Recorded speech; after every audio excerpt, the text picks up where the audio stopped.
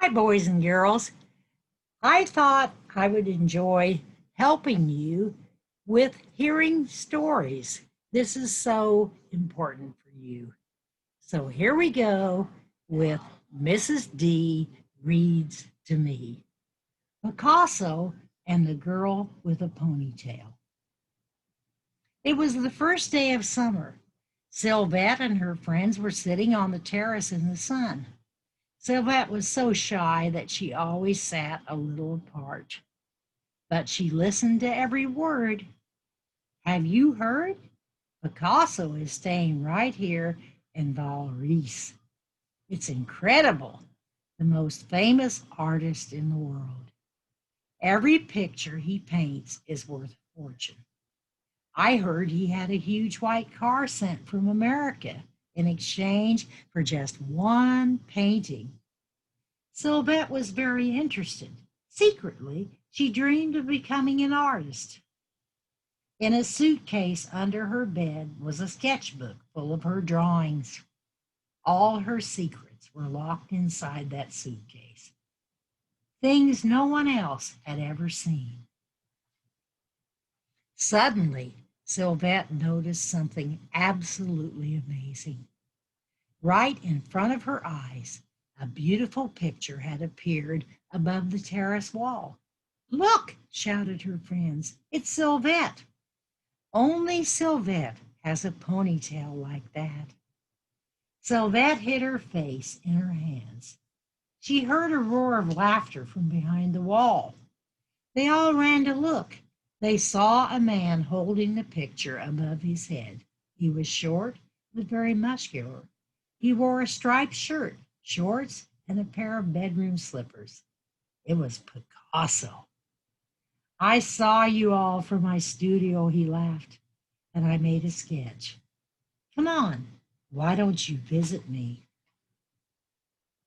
Sylvette was last inside the door, her heart beating like a drum.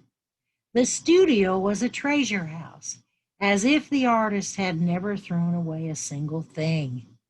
Every surface was piled with bits and pieces, tins of paint, scraps of wood, strange sculptures, children's toys, broken pots, a cowboy hat, flowers, painted plates, a boomerang, fish bones, a clown's mask, a bird cage, guitars, a bullfighter's sword. And more than anything else, Sylvette saw paintings, hundreds and hundreds of them, each one signed with a single word, Picasso. Picasso was still laughing. He was 73 years old, but he acted like a young boy. Now then, he shouted, I will draw one person. Who will it be? One of Sylvette's friends stepped forward quickly. She was very beautiful. You can draw me, Mr. Picasso, she said. I will sit for you. Picasso looked at her quite fiercely. No, he said. You saw my picture outside. I have chosen the girl with the ponytail. Sylvette felt a bit sick. She wanted to run straight out of the door, but Picasso was very kind. It's all right, he said gently. You can trust me. Come and sit down. Sylvette is too shy, teased her friends, and too dreamy as well. That's good, laughed the artist. Then we will get along, because Picasso is a dreamer too. Come back another time, he called to Sylvette's friends. Sylvette and I have work to do. Picasso looked carefully at Sylvette. She was shivering. Here, borrow this coat, he said. Then he began to draw.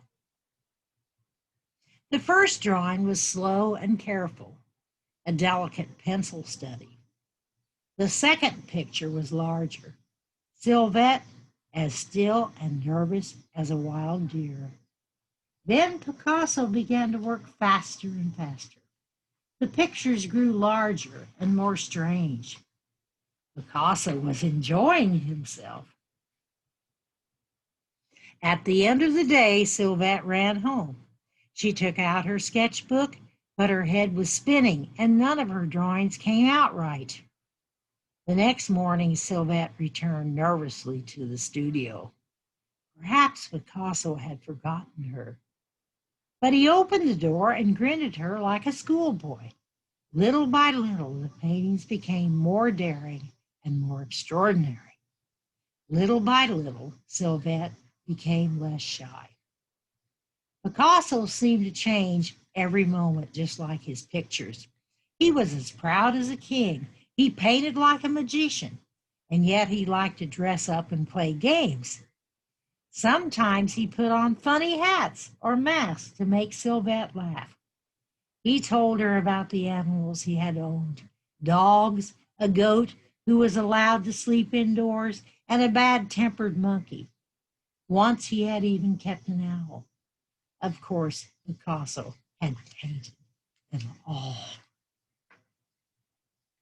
all through the summer. Picasso created pictures of Sylvette and sculptures in cardboard and metal. As the work became bigger and bolder, she became braver too. Sylvette's father had left home when she was small, but for that summer, Picasso was like a father to her. Shy Sylvette was the most famous painter in the world. He was a real fairy tale. And one day, Sylvette plucked up her courage and showed Picasso her secret sketchbook. She told him about her dream of becoming an artist. Picasso didn't laugh or tease her. "That is good," he said loudly, "but you have to be brave and learn to let go. Look at me. When I am angry, I make angry pictures. When I am sad, my pictures are sad too. And when I am happy, my painting is full of joy. Even my dreams are in my work. There can be no secrets in painting." That afternoon, a photographer came to the studio. Sylvette hated having her photo taken. She wanted to hide away. Then she saw Picasso making funny faces at the camera, and suddenly it didn't seem so bad. The man took dozens of pictures of Picasso, and Sylvette beside the paintings. Her friends couldn't believe their eyes. Shy Sylvette on the front cover of a famous magazine. And before long, every magazine wanted a picture of Picasso's new model. Girls in Paris and London were even copying her hairstyle. They all wanted a Sylvette ponytail. Sylvette cut out all the photographs and locked them carefully in her suitcase. Sometimes Picasso worked late in the night. Once Sylvette saw him behind the studio, in the middle of a pile of garbage, hunting for interesting objects. The richest artist who ever lived made sculptures from old junk. Sylvette had seen some of them in magazines: a baboon with two toy cars for a face, a bull's head made from a bicycle seat and handlebars. Sylvette loved watching Picasso work. Paintings, sculptures, and painted pots poured from him like a volcano. At last, Picasso started a huge sculpture of Sylvette with old pieces of pottery for the arms and legs. It had a long neck and a round bag just like hers, but the head was so strange, Sylvette didn't think it looked like her at all. As she watched, Sylvette had a sad feeling that this would be the last time Picasso would use her as his model. Since the day on the terrace, she had been in his work. Soon it would all fade like the summer. While Picasso worked, Sylvette began telling him her secrets. She talked about the time her father had gone away. Sylvette kept a special picture of him in her suitcase, but she had never told anyone how hurt and lonely she had been.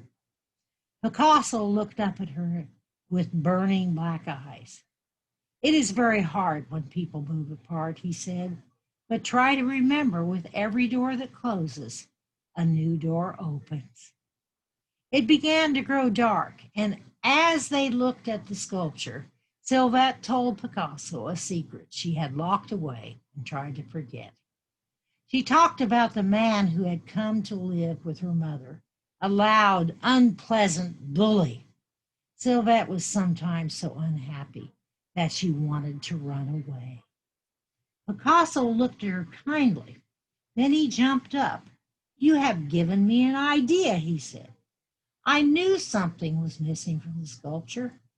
Sylvette must hold something in her hand. Picasso began searching through bits and pieces on the table. He tipped out a drawer onto the floor. At last he found what he wanted. In her hand, Picasso announced, Sylvette holds a key. He pushed a big iron key into the hand of the sculpture. Sylvette looked puzzled. She has a key because she has so many secrets locked away. Picasso fixed the key in place with some plaster. But she also has a key, listen, Sylvette, to open new doors. Then Picasso reached out his hand, white with plaster, and gently touched Sylvette's hand. Look, it is finished. The girl with the key. Now, Sylvette, I would like to give you a present. You may choose any picture you like. Perhaps it will help to open some doors for you. When Sylvette stepped out of Picasso's studio for the last time, she was carrying that very first picture on the signature that was not quite dry. For Sylvette from Picasso. A beautiful picture of the girl with a ponytail. After that summer, Sylvette began to paint as bravely as Picasso had taught her. Gradually, she became a well-known artist herself. When the picture Picasso gave her was sold, Sylvette had enough money to pay for a beautiful apartment of her very own, with space for a real studio, high on the top floor, with views across the whole of Paris. Sylvette ran up the stairs. She turned the key and opened the door. So, we learn, boys and girls, that when one door closes, something ends that maybe we didn't want it to end, like my teaching, for example. But a new door will open, and we can always give to the world around us.